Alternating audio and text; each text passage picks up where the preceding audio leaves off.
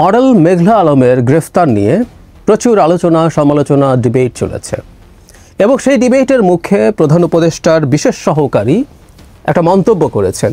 সেই মন্তব্যটা নিয়েই আসলে কথা বলতে চাই এবং একটা আইন এবং আইনের প্রয়োগ নিয়ে একটা থিওরিটিক্যাল আলোচনা, আমরা এভাবে বলতে পারি। তাকে যখন জিজ্ঞেস করা হয়েছিল এই গ্রেফতার প্রক্রিয়া নিয়ে, তিনি খোদাবক্স চৌধুরী বিশেষ সহকারী বলছেন মেঘনা আলমের সঙ্গে এই আইন প্রথম ব্যবহৃত হচ্ছে বিষয়টা তা নয়। তিনি বলেন তার বিরুদ্ধে একটি অভিযোগ এসেছে, বিষয়টি আদালতে গেছে, বিচারাধীন বিষয়ে কথা বলা ঠিক হবে না। তারপর তাকে জিজ্ঞেস করা হয়েছে এই যে কি প্রয়োজন ছিল মেঘলা আলমকে বিশেষ ক্ষমতা আইনে গ্রেফতার করা, তখন তিনি বলছেন আপনার প্রশ্ন শুনে মনে হচ্ছে সরকার একটা বেআইনি কাজ করে ফেলেছে। এই আইন যে ব্যবহৃত হচ্ছে না তা নয়, তারা আদালতে গেছেন, আদালত আমাদের কাছে জানতে চেয়েছেন, আমরা আদালতকে জবাব দেব। তারপর তাকে জিজ্ঞেস করা হয়েছিল এই গ্রেফতারের প্রক্রিয়াটা ঠিক হয়নি বলে আইন উপদেষ্টা বলেছেন, তিনি বলেছেন তিনি সেটা জানেন না, তার কাছে কিছু জানতে চাননি। একটা আলোচনা, মানে আমি প্রায় বলি এই আলোচনাগুলো অনেকের কাছে খারাপ লাগে শুনতে। আমি বলছি না এই সরকার শেখ হাসিনা সরকার হয়ে গেছে, কিন্তু এই সরকারের কেউ কেউ কখনো কখনো এমন কথা বলেন যেগুলো শেখ হাসিনার সময়কার কথা। যেমন ধরুন আইন অনুযায়ী সব করা হচ্ছে, আইন মেনে সব করা হচ্ছে, মানে আইন মেনে করলেই সেটা কি ন্যায় বিচার সুবিচার হয়? একটা আইন ইটসেলফ যদি নিপীড়নমূলক হয়, সেটা দিয়ে কি আদৌ মানুষের ন্যায় বিচার বা ইনসাফ নিশ্চিত করা যায়? আমরা সমাজে একটা কথা খুব শুনি না, আইনের শাসন নিশ্চিত করতে চাই। এর মধ্যে একটা বিরাট ফাঁকি আছে। আইনের শাসন নিশ্চিত করলেই মানুষ ন্যায় বিচার পাবে, নট নেসেসারিলি। আইনের শাসনটা কোন আইনের অধীনে হচ্ছে সেটা খুব গুরুত্বপূর্ণ প্রশ্ন। আমি একটু এই আইনের আগে আসছি। ডিজিটাল সিকিউরিটি অ্যাক্টের বিরুদ্ধে আমরা খুব সিরিয়াস শোরগোল করেছি না শেখ হাসিনার সময়? তার আগে আইসিটি অ্যাক্ট ছিল, পরে সেটার পরে সাইবার সিকিউরিটি অ্যাক্ট করলো সরকার যখন, তখনও আমরা শোরগোল করেছি, চেঁচামেচি করেছি। কেন করেছি? কারণ ওই আইনের মধ্যে যা লেখা হয়েছিল আমরা মনে করি সেগুলো আমাদের মৌলিক মানবাধিকার পরিপন্থী। এগুলো দিয়ে মানুষকে নিপীড়ন করা যায় এবং ওই আইনে অপরাধকে এমনভাবে সংজ্ঞায়ন করা হয়েছে যেটার মাধ্যমে মানুষকে যে কোনোভাবে সংজ্ঞায়িত করে তাকে শাস্তি দেওয়া যায়, তাকে জেলে পুরে ফেলা যায়। এই ছিল অভিযোগ। সুতরাং সেই আইন পরবর্তীতে এই সরকারের আমলে যখন নতুন করে একই রকম আইন হয়েছে তখন শোরগোল হয়েছে। সরকারও বারবার সেটাতে রেসপন্ড করে, আমি অন্তর্বর্তী সরকারের কথা বলছি, রেসপন্ড করে সেটাকে বারবার পরিবর্তন করার চেষ্টা করছেন। তার মানে আইন কোনটা, কোন আইনের শাসন আপনি নিশ্চিত করছেন, কোন আইন আপনি আমাকে দেখাচ্ছেন, সেটা নিয়ে আমাদের সিরিয়াস বক্তব্য আছে। তো ডিজিটাল সিকিউরিটি অ্যাক্টেরই যদি আমরা এত সব আলোচনা করে থাকি, তাহলে বিশেষ ক্ষমতা আইন তো বিভৎস ব্যাপার। ডিজিটাল সিকিউরিটি অ্যাক্টে তারপরে কতগুলো ধারায় কতগুলো অপরাধের কথা বলা আছে।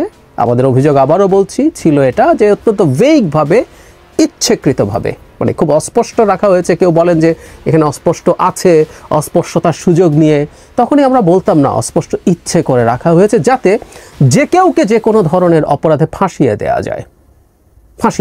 আমি যদি ভারত বাংলাদেশের রাজনীতিতে হস্তক্ষেপ করে, ভারত বাংলাদেশের অর্থনীতি ধ্বংস করছে, ভারত আওয়ামী লীগকে অবৈধভাবে ক্ষমতায় রাখছে, এগুলো যদি বলি, আপনাকে চাইলে ধরে ফেলা যেত। কারণ আপনি প্রতিবেশী বা যে কোনো বিদেশি রাষ্ট্রের সাথে সম্পর্ককে ক্ষুণ্ণ করার চেষ্টা করছেন, এটা বলা ওখানে অপরাধ হিসাবে আছে। যেটা বলছেন অস্পষ্ট হলেও কিছু অপরাধ ওখানে লেখা ছিল। আর বিশেষ ক্ষমতা আইনে তার কিছুই নাই। যে কাউকে আরবিট্রারিলি গ্রেফতার করা যাবে, কতগুলো কন্ডিশন আছে, তার যদি মনে হয়, যদিও মনে হওয়া টাইপেরও একটা অপরাধ আসলে ডিজিটাল সিকিউরিটি অ্যাক্টেও ছিল। কোনো পুলিশ অফিসারের যদি কোনো অপরাধ সংগঠিত হইতে যাইতেছে বলে মনে হইতো, তাহলে তাকে গ্রেফতার করা, যে কারো কম্পিউটার সিজ করা, এগুলো করতে পারত। বিশেষ ক্ষমতা আইন 74 সালে যেটা হয়েছিল, এটা আদতে জাস্ট সম্রাটের মতো একটা আইন। সম্রাটরা এই ধরনের প্রিভিলেজ ভোগ করতেন। ওকে জাস্ট ধরে নিয়ে আসো, কোনো রকম কোনো ব্যাখ্যা নেই, কিছু নেই, যাওয়ার পরে দেখা যাবে। আগে বাদশাহ গর্দান নিয়ে নিতে পারতেন, এখন কাগজে কলমে গর্দান অন্তত আইনের মধ্যে নাই, যদিও গোপনে এরকম গর্দানও নেওয়া হয়েছে। যাই হোক, যেটা বলছিলাম, বিশেষ ক্ষমতা আইন ইটসেলফকে আমরা প্রশ্ন করি, সেটা যে সরকারের আমলেই হোক না কেন। আগে হয়েছে বলে তিনি এটাকে উদাহরণ হিসাবে আনছেন, দ্যাটস ভেরি ব্যাড। বিশেষ ক্ষমতা আইন শেখ হাসিনা সরকারের সময় ব্যবহৃত হয়েছে, 15 বছর, এর আগে বিএনপির সময় ব্যবহৃত হয়েছে। শেখ হাসিনার সময় এটার পরিমাণ অনেক বেশি বেড়েছে, কিন্তু এগুলোকে উদাহরণ হিসাবে তারা কেন আনছেন? মানে আইন আছে, এই আইনের অধীনে আমি কাজ করছি, সুতরাং আমি বেআইনি কাজ করছি না, হয়ে গেল তাতে? কোনো কিছু বেআইনি না হলেই কি আমরা এটাকে এথিক্যাল মনে করি? বিশেষ ক্ষমতা আইনের ব্যবহারটা কি আমরা আনএথিক্যাল মনে করি। সে কারণেই আমাদের সমালোচনা। যেন খোদাবক্স কেউ বোঝেন না, বোঝেন, কিন্তু যেটা হয় ওই চেয়ারগুলোতে গেলে শেখ হাসিনারা ওই চেয়ারগুলোতে বসে গেছেন, তো ওই চেয়ারগুলোতে যারা যান তাদের মধ্যে কখনো কখনো এই ধরনের মানসিকতা ভর করে, সেটা আমরা বুঝতে পারি। উনি আমাদেরকে আইন শেখাচ্ছেন। আমরা যে ডিবেটটা করছি সেই ডিবেটটা তিনি ধরতে পারা উচিত ছিল। ধরতে যদি না পারেন তাহলে এটা জাস্ট একটা এইরকম পজিশনে থাকা মানুষের জন্য খুবই বাজে ব্যাপার। আর যদি বুঝেও তিনি এই কুতর্ক সামনে আনেন, এটা আরও বেশি খারাপ ব্যাপার। দুটোই খারাপ। আমরা বলছিলাম যে সরকারটা সংস্কারের কথা বলে, যে সরকারটা আইন, বিচার ব্যবস্থা, রাষ্ট্র কাঠামোর সংস্কারের কথা বলে, স্বৈরতন্ত্র যাতে আর ফেরত আসতে না পারে, তারপরে তাদের ভাষায় ফ্যাসিবাদ যেন আর ফিরে আসতে না পারে।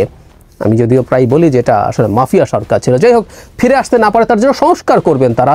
তাদের আচরণে দেখাতে হবে তো যে তাদের সেই সদিচ্ছা আছে।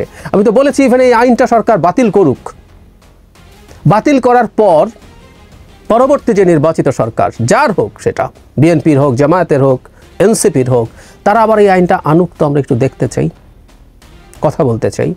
তারা অন্তত করতে পারতেন, উল্টো সেটা না করে তারা এই আইনটার অধীনে মানুষকে গ্রেফতার করছেন।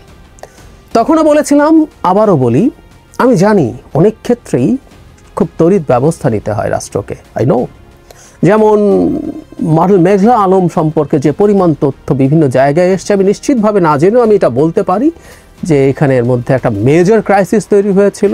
সৌদি আরবের রাষ্ট্রদূতের সাথে বা কোনো সিনিয়র কূটনীতিকের সাথে যে ধরনের ক্রাইসিস তৈরি হয়েছিল, সেটা আদতে আমাদের দেশের একটা ক্রাইসিস তৈরি করার প্রবাবিলিটি ছিল।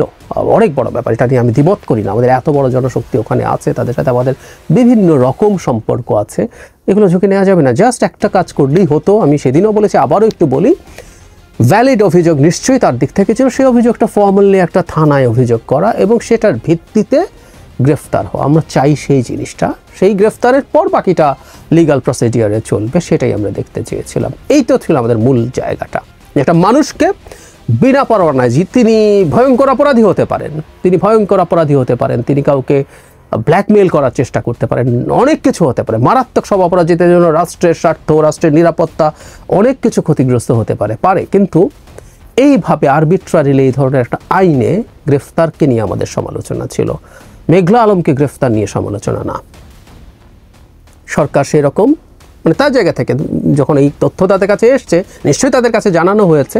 যদি জানানো হয়ে থাকে তাহলে তাকে সাজেশন দিলেই হতো যে একটা মামলা করা, জাস্ট একটা মামলা করলেই, থানায় ফর্মালি একটা অভিযোগ জানালেই, তাহলে আর বিশেষ ক্ষমতা আইনে তাকে গ্রেফতার করতে হতো না।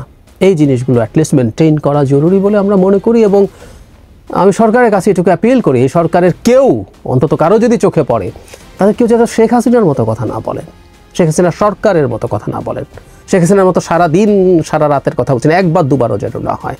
এটা ওই স্মৃতিগুলো সামনে আনে এবং খুব খারাপ লাগে এইরকম একটা সরকার, যেটা এই শেখ হাসিনার পতন ঘটানোর পর রক্ত দিয়ে তৈরি হওয়া একটা সরকার, সেই সরকারে বসে একই রকম আলাপ যেন না করেন।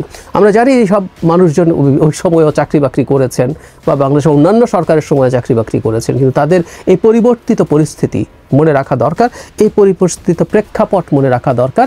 এই সরকারটা কেমন সরকার, কাদের সরকার, এই সরকার কি চায়, এই সরকারের ন্যারেটিভটা প্রত্যেকে সেভাবে মাথায় রাখা এবং সেটা সেভাবে সামনে আনাটা জরুরি।